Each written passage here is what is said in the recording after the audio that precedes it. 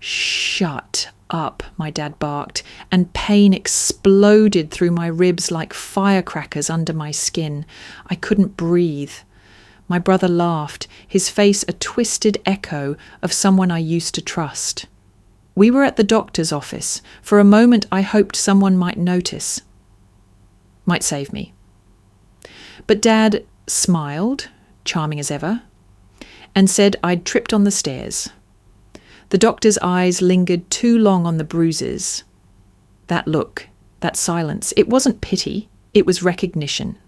And for the first time in years, I wondered, was I not alone in this nightmare? Most people looked at my family and saw a magazine cover. My father, former military-turned-businessman, stood tall and proud, a man of discipline. My mother, soft-spoken and graceful, the perfect homemaker. My brother Ben, straight-A student, varsity athlete, effortlessly charming. And me, Claire, the golden daughter, always praised for my manners, my smile, my silence. From the outside, we were immaculate. Inside, I was a statue cracking in slow motion. Dinner was always a show.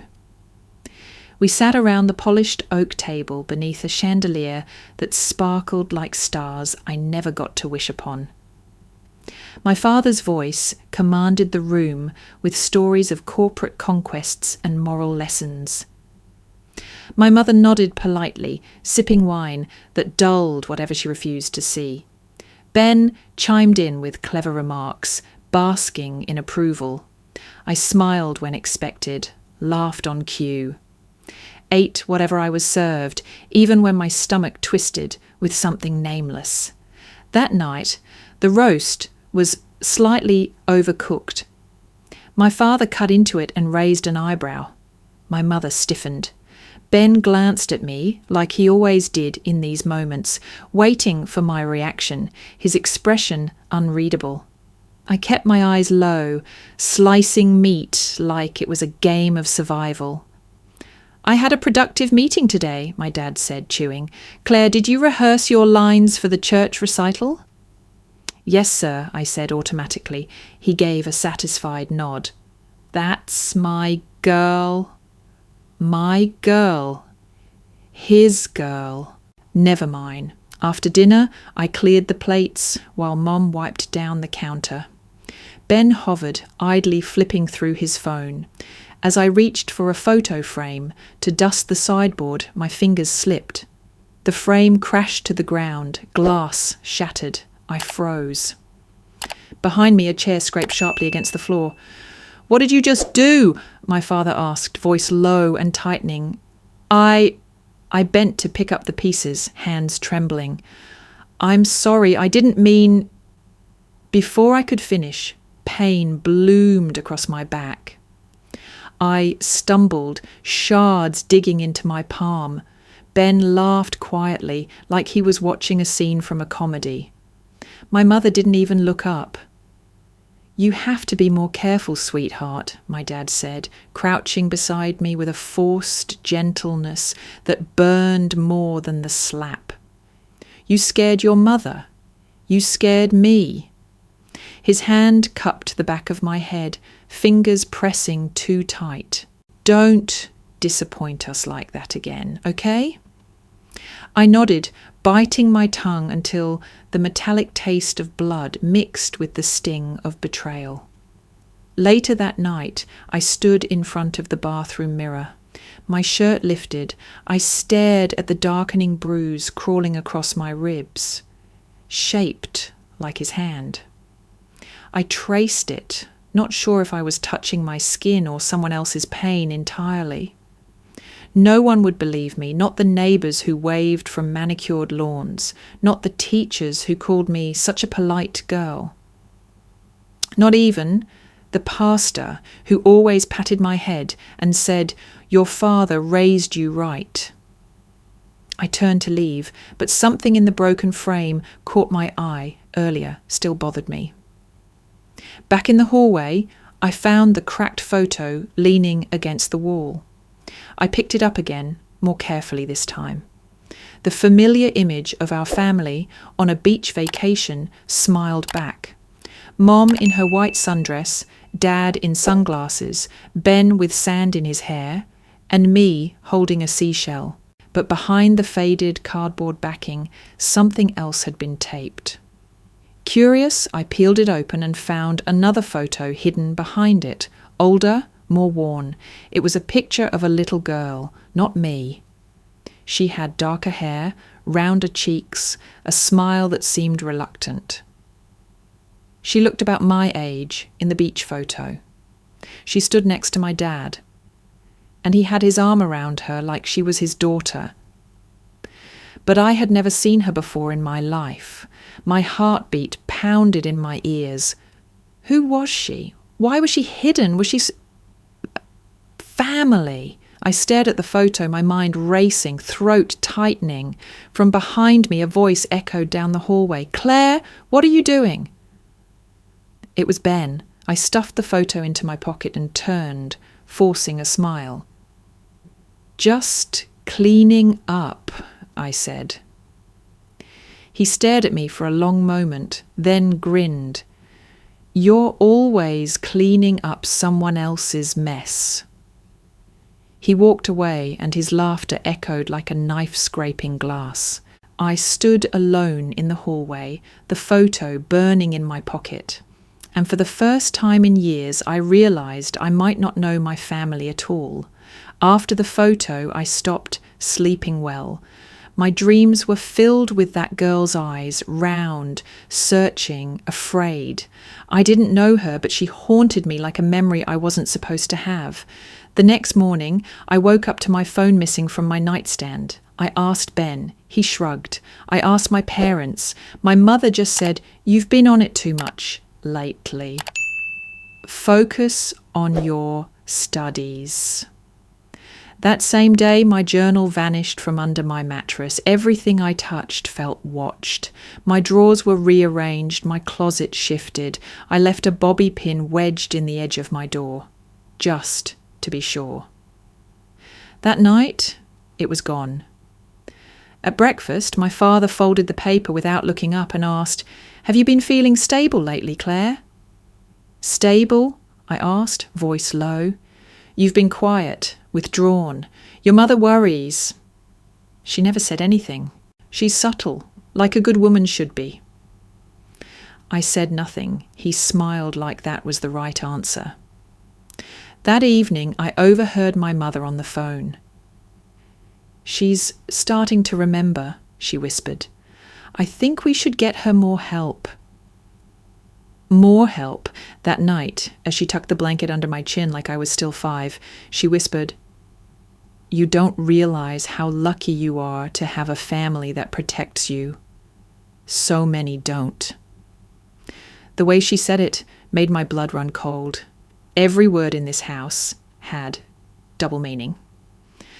I stopped talking altogether for a while. I observed. That's when I decided to go into Ben's room.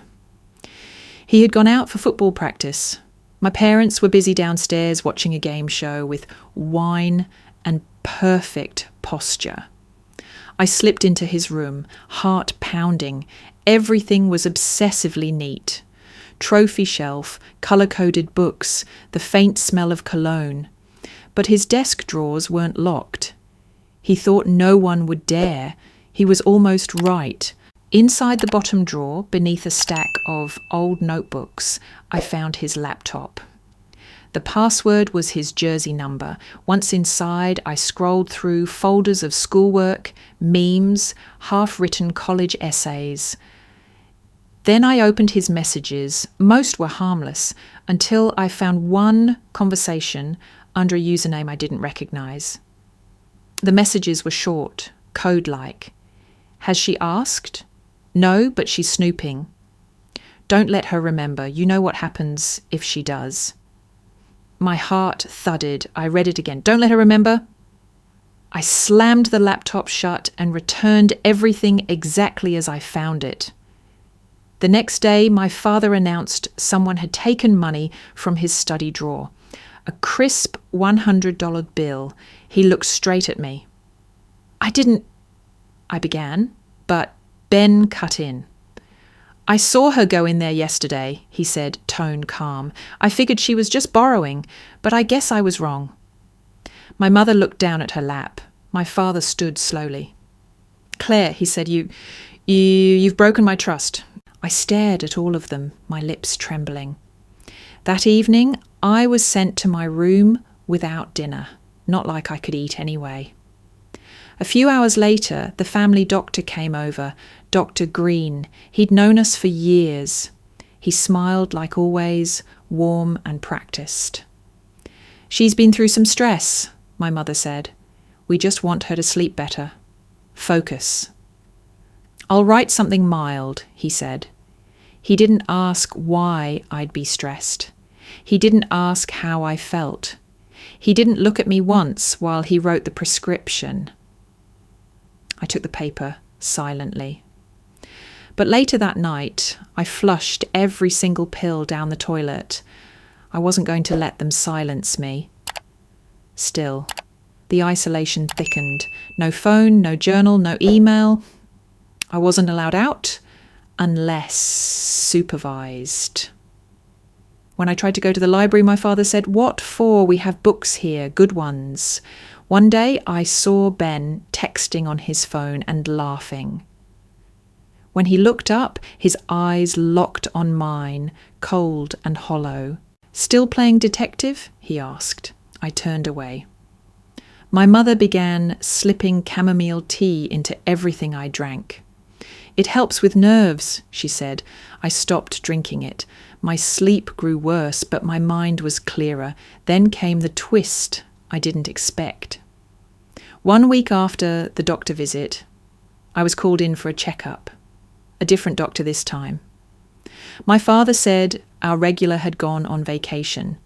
I was escorted to the clinic, no privacy, no room to breathe. But when I walked into the examination room, I saw a man I didn't recognize. Middle-aged, calm eyes. His name tag read Dr. Kessler. He didn't say much during the checkup, just asked basic questions, checked my vitals, listened to my breathing. But as he handed me the clipboard to sign, he also slipped me a folded note. He looked straight into my eyes. I knew he knew.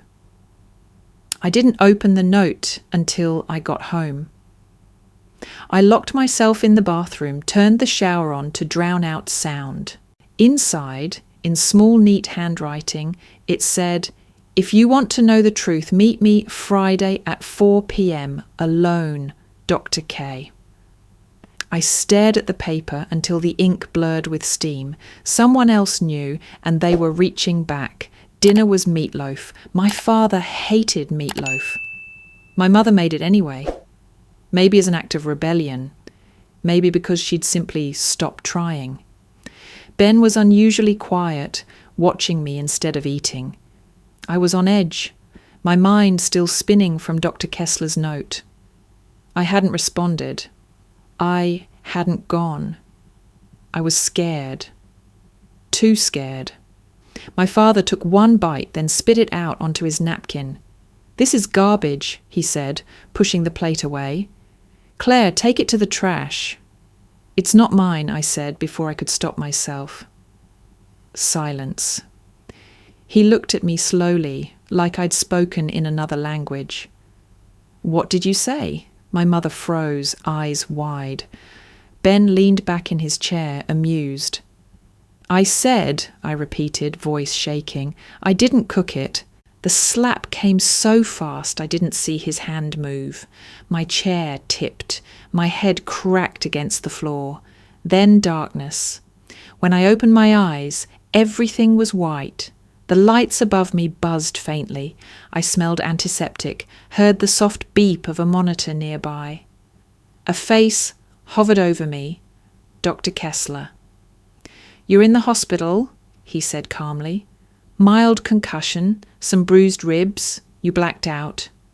I tried to speak, but my throat was dry. He handed me a cup of water, then sat beside the bed. "I told them you tripped," he said softly, "but I didn't write it in the report."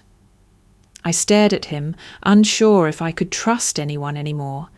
He pulled something from his coat pocket and held it up, a photograph. The same one I'd found weeks ago, the girl with the sad smile. "You've seen this before, haven't you?" he asked. I nodded slowly. "Do you remember her?" "No," I whispered, "but she feels familiar." He hesitated, then said, "Claire, you had a sister, a twin." "Her name was Emily." My breath caught. "That's impossible." "You were both patients here when you were 6. She died after a fall down the stairs. It was ruled an accident, but, there were inconsistencies. And then the records were sealed." I shook my head, dizzy. "Why would no one tell me?" He looked at me with a mix of sorrow and urgency. "Because they didn't want you to remember." I was discharged the next day with orders to rest, but my mind was anything but still.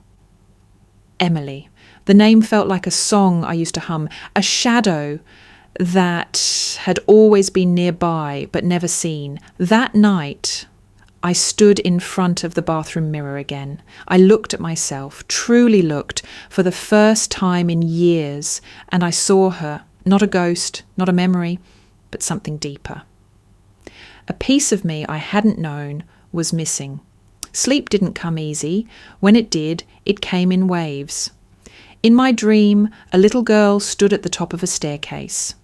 She turned, looked back at me with wide, pleading eyes. Her mouth opened. "Help me," she whispered. Then she fell. I screamed and woke up gasping, drenched in sweat. The next morning, I couldn't eat, couldn't think. I wandered to the attic, searching for anything, any truth.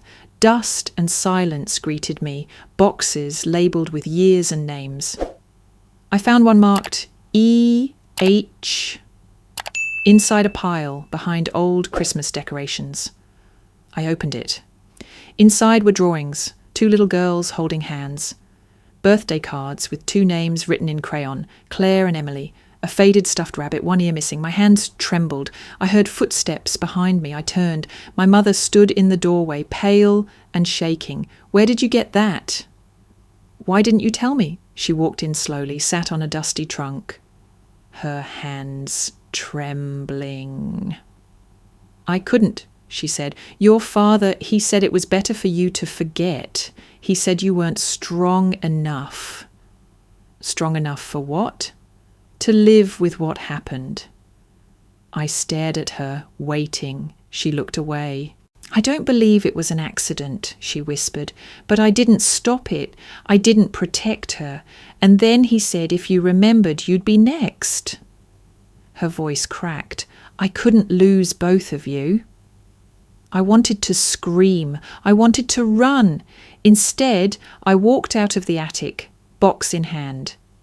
In my room, I stared at the photos again. And then I did something I hadn't done in years. I logged into my old blog. It was mostly forgotten. Just a space I used to write poetry, teenage thoughts, music reviews, but there was a new message. Anonymous. It said, "You're not crazy. You're remembering. Keep going." I blinked, heart racing. Then came another message. "I know what happened. I was your neighbour. I saw everything. I can help." I froze. Someone else had seen. And suddenly, I wasn't alone anymore. The message led me to a modest house on a quiet street a few blocks away. I recognised the front porch, a faded rocking chair, potted flowers long dead, and a ceramic wind chime that used to sing in my dreams. My hand shook as I knocked. The door opened, and an elderly woman peered through the screen. "Claire," she said before I could speak, "you look just like her." I didn't have to ask who. Her name was Mrs. Hendricks. She'd lived next to us for over 20 years before moving away. She invited me in, brewed tea with shaking hands, and sat across from me like someone preparing to confess to a priest. I used to watch you two play in the yard, she said, eyes distant. You and Emily. You were always louder. Emily, she followed you everywhere. I nodded slowly, that name still tender on my tongue. She continued, voice thickening. I remember the night she died. The ambulance came, but there was no panic. No one cried, not even your parents. I stared. I thought it was shock, she said. But then I heard things. Fights. Screaming. I told the police. No one followed up. What did you tell them? I whispered. That your father had a temper, that Emily was always bruised, that once I saw him yank her by the arm so hard she screamed. My hands balled into fists. And my mother. She never said a word, just kept smiling. And Ben? She hesitated. He was always different, jealous, possessive. I once saw him push Emily down on the sidewalk. He laughed when she cried. My stomach turned. Everything I feared was true. Worse. I thanked her, left with a heart so heavy it could have cracked pavement. At home, I tore through old boxes until I found my childhood journal, the one I thought had been lost. It was missing the last few pages. Carefully, I peeled back the glue binding at the back. A torn sheet was folded inside, brittle with age. I unfolded it slowly. The last entry was scrawled in shaky handwriting, not mine. If tomorrow I don't wake up, maybe I'll finally be free. No name, but I knew. It was Emily's. I held the page to my chest, knees buckling. The room spun. I felt her pain, her loneliness, her fear, and all the silence that let it happen. She'd tried to warn someone, anyone, and now I had to be the one to speak. I called Dr. K that night. He answered on the second ring. I'm ready, I said. He didn't ask for what. We met in secret, always somewhere public but quiet. Parks, libraries, his clinic after hours. He told me his story, how he'd grown up with a father who was both a pastor and a monster. How he'd kept the secrets, how one day he stopped. I see myself in you, he said, but more importantly, I see your sister. We built a plan. I began recording every conversation at home. I planted voice recorders in vents, under tables, inside the piano bench. I started asking questions I knew would provoke, like, did Emily have a favourite toy?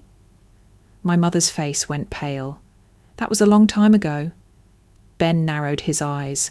Why are you asking that? My father snapped. That name doesn't belong in this house. And that was the moment I knew. They'd built this silence like a shrine, and I was tearing it apart. The biggest break came on a stormy Wednesday. Ben was in his room, door half open.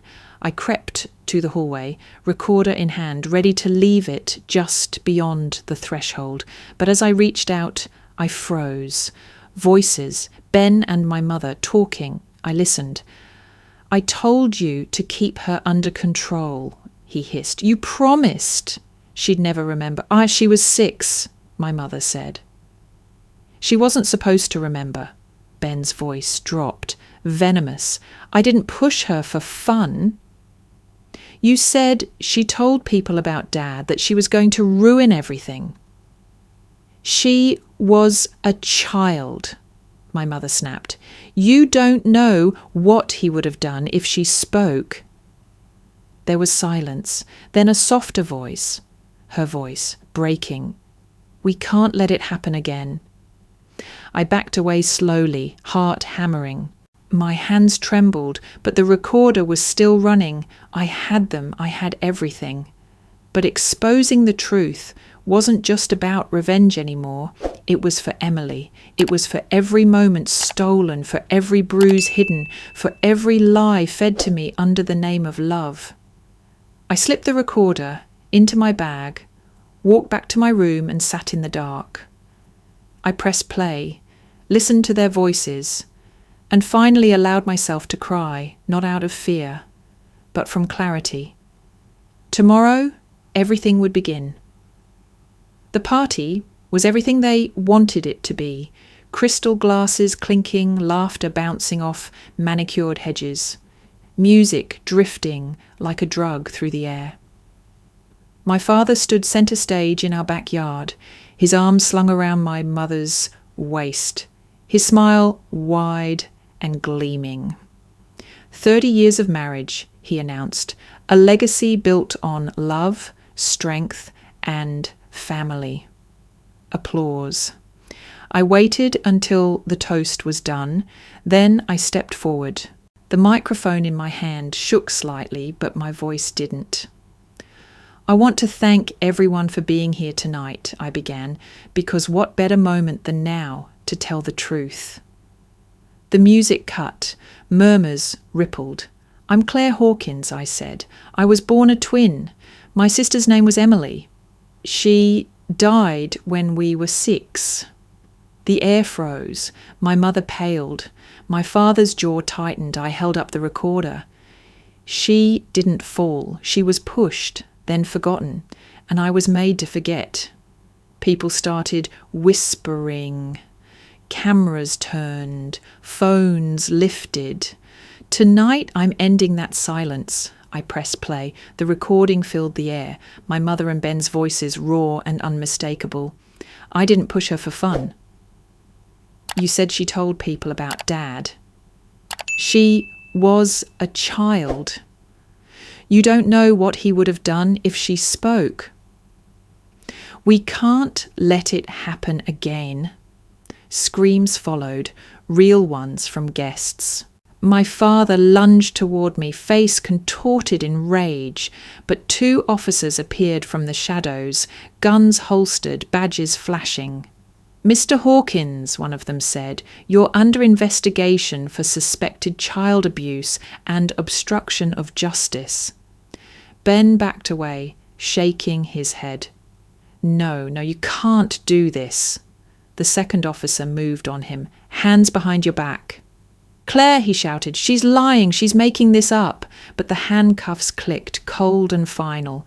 Then he turned to my mother, eyes wild.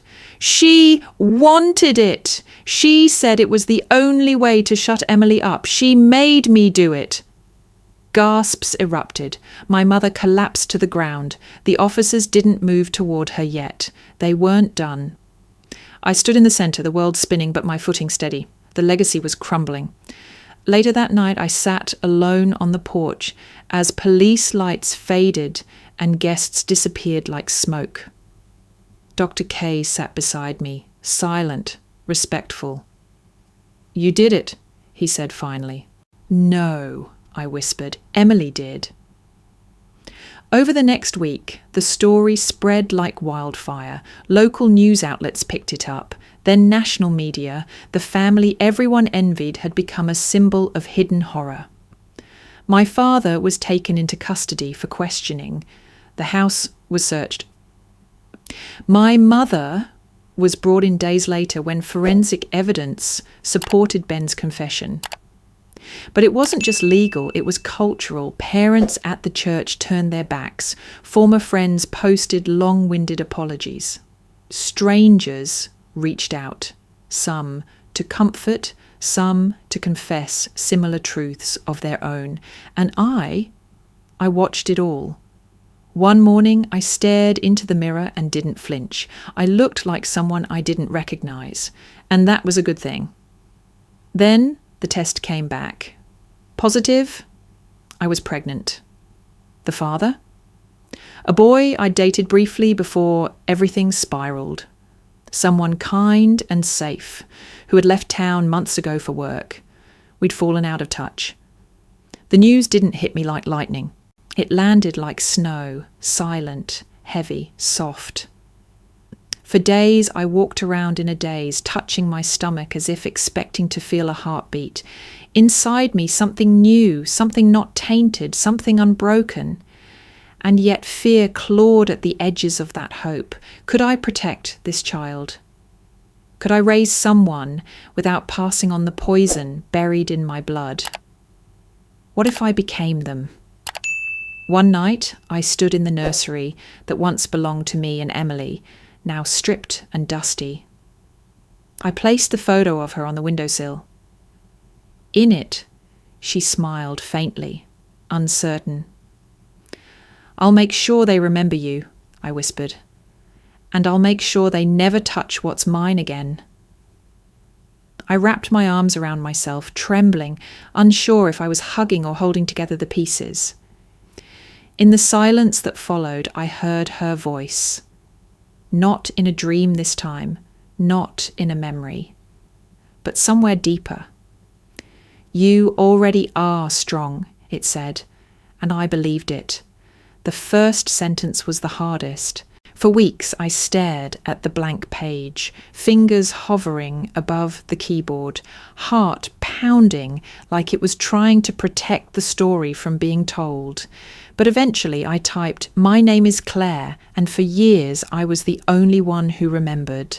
The words flowed after that, pouring out like floodwaters, finally freed. I wrote about Emily, about the night I almost didn't wake up, about the mirror that showed me bruises even when I smiled, and about the long, brutal road back to myself. The memoir took a year to finish, The Girl Who Remembered. It was published quietly, a small press. No expectations. I didn't want fame, I wanted truth. But truth has a way of finding people who need it. Emails started trickling in, then letters, then packages, women, men, teens, even grandmothers. They wrote, "Your story is mine." They said, "I didn't know anyone else remembered the same pain." They confessed, "I thought I was crazy too." Soon a community formed, quiet at first, like whispers between strangers in the dark. Then louder, more confident, I created a space for them, a website, a support group, monthly meetups. People came with scars invisible to the eye but heavy on their backs. They brought poetry, paintings, silence, rage, and hope. They brought themselves. One day, after a reading at a local library, a girl approached me, 17, maybe 18, pale, small-framed, eyes like broken glass. "I saw her," she said. "Who?" "The girl in the mirror. She looked like me, but not." I didn't speak. "She reached out," the girl continued, "just once, but I wasn't ready. Then I read your book." She paused. "And now I think I might be." I hugged her. No words could have reached her like her own did. But as I held her, I realized this wasn't about me anymore. It never had been. That night I lay in bed, one hand resting gently on the curve of my belly. My son kicked once, then settled. A rhythm, a heartbeat, a beginning. I hadn't chosen his name yet, but I knew he would grow up knowing the full truth of who I was and who we came from. Not as a warning, but as armor. Weeks later, I signed the legal documents. Claire Hawkins no longer existed. I chose a new name, one that Emily had scribbled once in a childhood drawing, one we made up together when pretending to be spies, escaping to safety. It felt right. Birth came in early spring.